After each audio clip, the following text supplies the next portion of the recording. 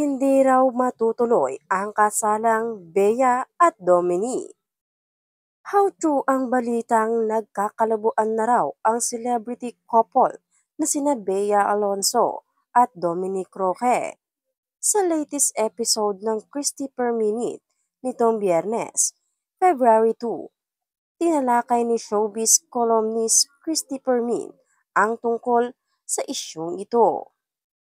Ayon kay Christy, pinagpepestahan daw sina Bea at Dominic ng intriga dahil marami umanong nagtatanong kung matutuloy pa raw ba ang kasal ng dalawa. Pero sa pananaw ni Christy at ng co-host niyang si Romel Chica, ang bawat ikinakasal po may tinatawag na wedding jitters. Mayroon pong wedding blues na tinatawag kasi napakatindi po ng tensyon. Yung paghahanda, di ba, Romel? Oo, nanay. Sang-ayon ni Romel. Kaya po talagang ako hindi ko maiisip na hindi matutuloy ang kasal kasi talagang nakita mo kung paano sila nagmahalan. Porke nawala lang yung singsing, Diyos ko, ang dami-daming espekulasyon naglalabasan. Saka alam mo, yung kanilang pagpapalitan ng singsing, minsan di naman talaga ginagamit ni Bea yon.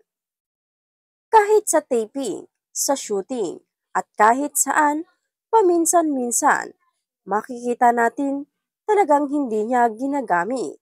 Saad ni Christy. Hindi naman porket hinubad niya yung singsing, hindi natuloy yung kasal. Aniya. Dagdag pa ng showbiz columnist, napanood ko yung video nila.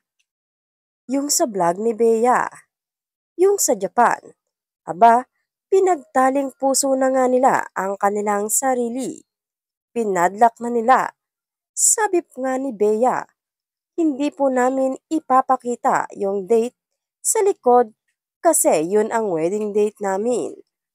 Kaya sa huli, iginiit ni Christy ang nauna nilang hinala ni Romel na baka nga may wedding jitters lang talaga ang dalawa.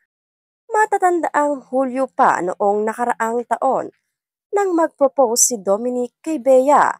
Pero bago pa naman mangyari ang lahat, madalas na raw pinag-uusapan ng dalawa ang tungkol sa pagpapakasal.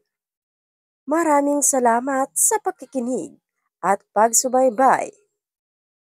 Abangan ang mga susunod na chika.